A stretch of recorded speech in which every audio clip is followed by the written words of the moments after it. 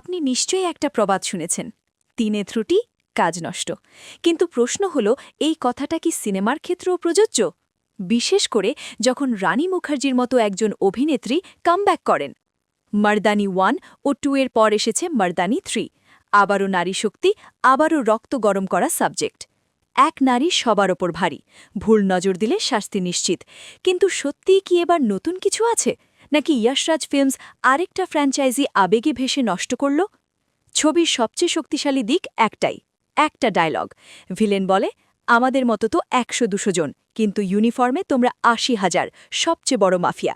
এই ডায়লগই পুরো মার্দানি ইউনিভার্সের মেরুদণ্ড, পুলিশ বনাম ভিলেন। গল্পে একসঙ্গে দুটো কিডন্যাপিং, এক ধনী বাবার মেয়ে আর এক গরিব মানুষের সম্মান। প্রশ্ন একটাই, পুলিশ কি ধনী গরিব দেখে বাঁচায়, নাকি মানুষকে মানুষ হিসেবেই দেখে? শিবানী রায় আবারও ব্যর্থতার মুখোমুখি হন। চোখের সামনে থেকে অপহরণ হয় একটি মেয়ে, শুরু হয় বিড়াল ইঁদুরের খেলা। সবচেয়ে ভয়ঙ্কর চরিত্র, এক নারী যে নিজেকে আম্মা বলে আর কচি মেয়েদের শেষকৃত্য নিজেই করায়। শুনতে সবই মারদানি 1 ও 2 এর মতো, তাহলে নতুন কি, টুইস্ট কি? এইবার অপহরণ হয় বয়স দেখে, শুধু ছোট মেয়েরা। এখানে শরীর নয়, অন্য কিছু বিক্রি করার খেলা চলছে। কিন্তু ট্রেলারে যা দেখানো হয়েছে সবটাই যে সত্য তা নয়। সোজা কথা বলি, মর্দানি 3 একটা পারফেক্ট ওটিটি সিনেমা। থিয়েটারে যে থ্রিল আশা করেন সেটা এখানে নেই।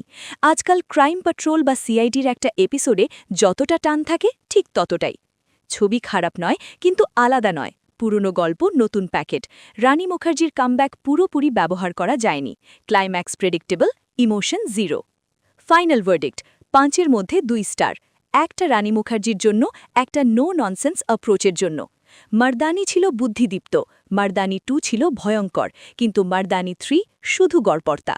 ইয়াশরাজ ফিল্মসকে এবার নতুন কেস, নতুন সাবজেক্ট আর নতুন ট্যালেন্ট খুঁজতেই হবে। আপনার মতামত কি, কমেন্টে জানান। Take care, bye by.